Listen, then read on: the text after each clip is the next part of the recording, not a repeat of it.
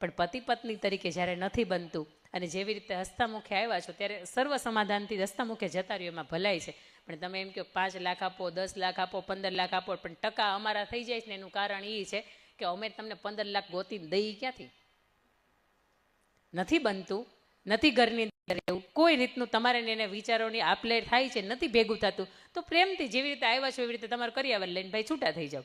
આવી વાત તો મંચ ઉપરથી ન કરાય. પણ છતાંય જ્યારે તમે 5-5, 10-10, 15-15 લાખ રૂપિયા માંગો, ઓલું ફાર્મ હાઉસ માંગો, કેટલા બધા જ્વેલરી તમારી રાખી મૂકી હોય અહીંયા, એનાથી શું થઈ જાય? ઘરના બંગલા બંધાઈ જાય?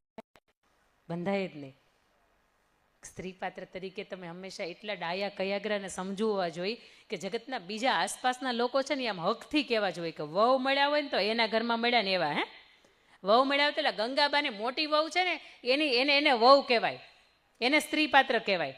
રામાયણના સીતાજી છે ને એને પણ મારે આ પ્રસંગે યાદ કરવા છે કે 14 વર્ષનો વનવાસ તો પ્રભુ શ્રીરામને એકને જ મળ્યો હતો, છતાંય દેવી એવું કીધું મારે તમારી હારે આવવું છે. દેવી આ થોડા દિવસનો પ્રવાસ નથી, આ તો બહુ લાંબો પ્રવાસ છે, તમારે ન હોવાય ત્યાં તમારા કેશ ગૂંથી દે એવું કોઈ ન હોય, તમારે ભોજન બનાવી દે કોઈ એવું ન હોય, તમારી આસપાસ કોઈ વ્યક્તિ એવું ન હોય, અને તમે તો મિથિલાની અંદર કેમ રહ્યા છો? અહીંયા આવ્યા પછી તમારાથી આવી રીતે ન રહેવાય.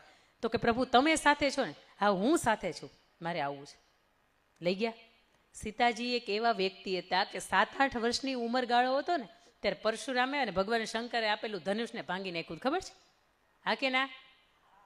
રામાયણ વાંચી હોય તો હા પાડીએ ને. આ તો આવા પ્રસંગ ન હોય ને બેન હા કે ના કરવાનું કે વળી ના બોલાઈ ગયું ઊભા થઈને બોલાવે બધા વચ્ચે. તમને એ ખબર નથી, પણ હું તમને એ નહીં કહું.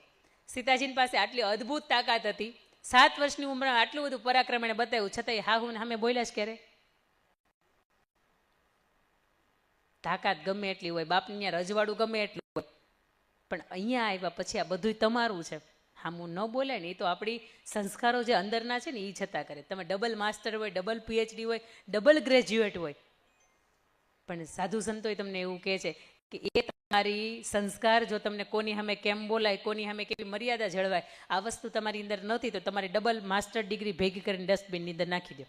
જ્ઞાનવત્સલ સ્વામી આ બાબતની ખૂબ મજાની વાત કરે છે કે તમારી double PhD, double master, double graduate તો જ કામનું છે કે જ્યારે તમારા ઘરના વડીલો અમુક બાબતમાં તમારો વાંક હોય તોય ભલે, ન હોય તોય ભલે, અમુક બાબતમાં તમને રોકતા ટોકતા હોય તો તમે ચૂપચાપ સાંભળી લો ને, બીજા દિવસે એનો ફોડ પાડો. ગઈકાલે બા તમે આવું કહેતા હતા પણ ખરેખર વાત આવી હતી, તમે મને ગઈકાલે કહી દીધું ને, થોડુંક વધારાનું કહી દીધું, બાની અંદરથી પસ્તાવો થાય. હા તો બા બિચારે તમને ખાલી જરી કહેવાય એક શબ્દ બોલે ને તો તમે 10 શબ્દની ધડા ધડી, પછી તમે પિવેર સુધી પહોંચી જાઓ ને પછી આખા સમાજ ભેગો થાય ને અમારા સમાધાન પંચના મેમ્બર આવે ને આખું બધું સમાધાન કરે કે ભાઈ હવેથી આ નહીં થાય એવું